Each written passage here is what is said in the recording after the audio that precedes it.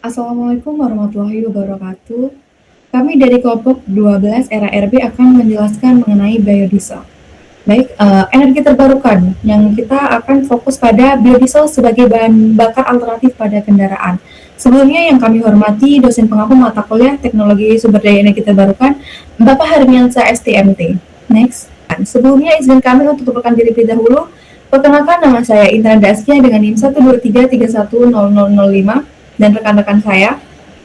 Perkenalkan, nama saya Nabila Tala dengan NIM 123310006. Perkenalkan, nama saya Yunika Karisjatayan dengan NIM 123310010. Perkenalkan, nama saya Arif Storus dengan NIM 123310062. Baik, saya akan menjelaskan secara general apa itu energi terbarukan. Jadi energi terbarukan adalah energi yang berasal dari sumber daya alam yang dapat diperbarui secara alami dan berkelanjutan. Seperti contohnya ada sinar matahari, angin, air, biomasa, dan juga panas bumi. Jadi seperti bahan bakar fosil, energi ini tidak akan habis jika dikelola dengan baik dan memiliki dampak lingkungan yang jauh lebih baik juga karena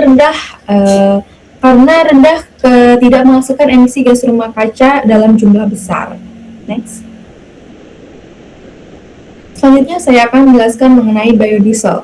Biodiesel secara kimia merupakan fatty acid methyl ester atau FAME yang dihasilkan melalui reaksi transesterifikasi, di mana minyak atau lemak bereaksi dengan alkohol, biasanya menggunakan metanol, dengan bantuan katalis. Keunggulan utama biodiesel sendiri terletak pada sifatnya yang terbarukan, yang mana kita tahu biodiesel yang kita buat ini menggunakan minyak jelantah. Jadi tentu saja keunggulannya itu energinya terbarukan dan juga biomasa yang digunakan itu dapat diperbarui.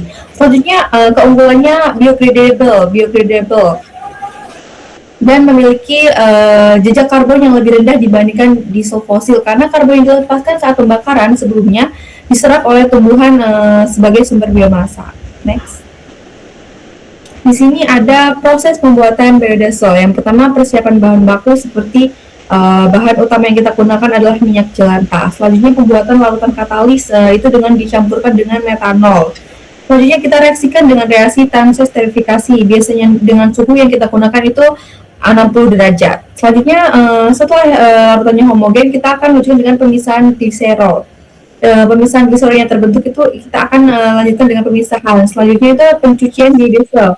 Setelah pencucian kita lakukan pengeringan, setelah pengeringan kita lakukan uji mutu dengan standar SNI. Next.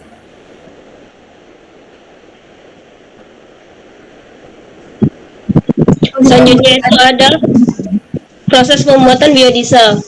Yang pertama ada persiapan bahan baku, di mana bahan baku ini berupa minyak nabati seperti minyak kelapa, sawit, jarak ataupun jelatah yang harus disaring terlebih dahulu dan dipanaskan untuk menghilangkan air serta kotoran yang dapat mengganggu ketika reaksi dilakukan.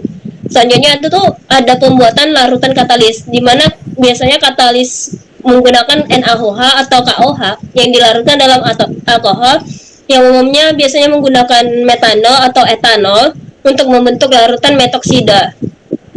Selanjutnya ada proses transesterifikasi, di mana proses ini adalah reaksi kimia antara trigliserida yang berupa seperti minyak atau lemak dengan alkohol yang umumnya itu etanol atau metanol menggunakan katalis yang menghasilkan biodiesel atau ester dan gliserol sebagai produk sampingnya.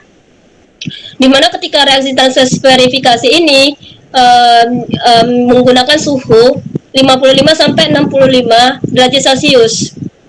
Lalu ada pemisahan gliserol, dimana ketika reaksi transesterifikasi itu dilakukan, ketika didiamkan selama berapa lama itu akan terbentuk dua lapisan, di mana lapisan bawah itu berupa gliserol dan lapisan atas itu adalah biodiesel.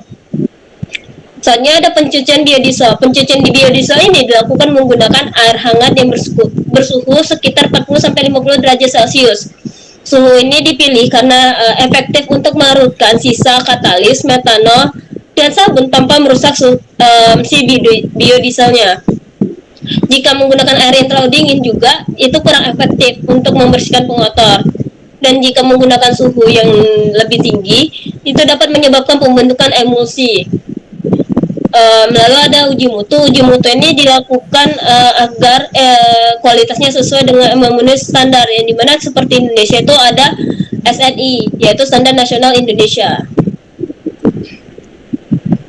Baik, di sini bisa kita lihat di tabel ini standar nasional Indonesia biodiesel. Selanjutnya, next. Mengapa biodiesel itu penting? Di sini bisa kita dapatkan adalah 4 poin. Yang pertama itu mengurangi ketergantungan pada bahan bakar fosil. Yang kedua itu menekankan emisi gas rumah kaca yang menyebabkan perubahan iklim. Yang ketiga itu menyediakan energi yang bersih dan berkelanjutan. Yang keempat, meningkatkan ketahanan energi di masa depan. Next. Keunggulan yang bisa terdapat di biodiesel ini adalah ada 4, yaitu mengurangi ketergantungan bahan bakar fosil, menurunkan emisi gas rumah kaca, mendukung ketahanan energi nasional, dan keempat, berasal dari sumber yang dapat diperoleh. Next. Oke, selanjutnya pada kekurangan biodiesel yang pertama yaitu ada biaya produksi yang relatif tinggi. Nah, yang kedua ada cukup bersaing dengan kebutuhan pangan yang lainnya. Yang ketiga ada stabilitas oksidasi yang lebih rendah.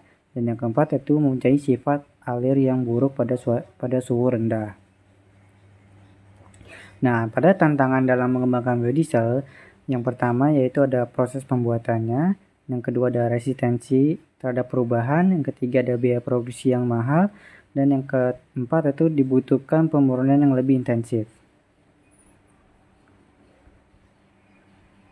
Lalu pada poin kesimpulan yaitu dapat disimpulkan bahwa energi terbarukan termasuk biodiesel merupakan solusi penting dan transisi menuju sistem energi yang lebih bersih dan berkelanjutan.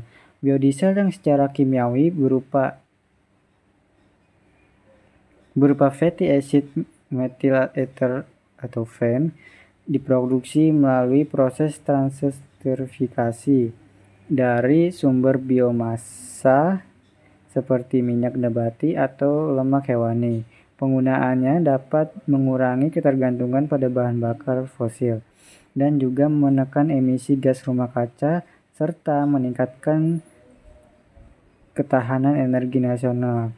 Nah, namun dalam pengembangan biodiesel ini masih menghadapi berbagai tantangan seperti contohnya yaitu ada biaya produksi yang relatif tinggi, potensi kompetisi dengan bahan pangan, serta stabilitas oksidasi pada suhu yang rendah dan memiliki sifat alir buruk pada suhu rendah.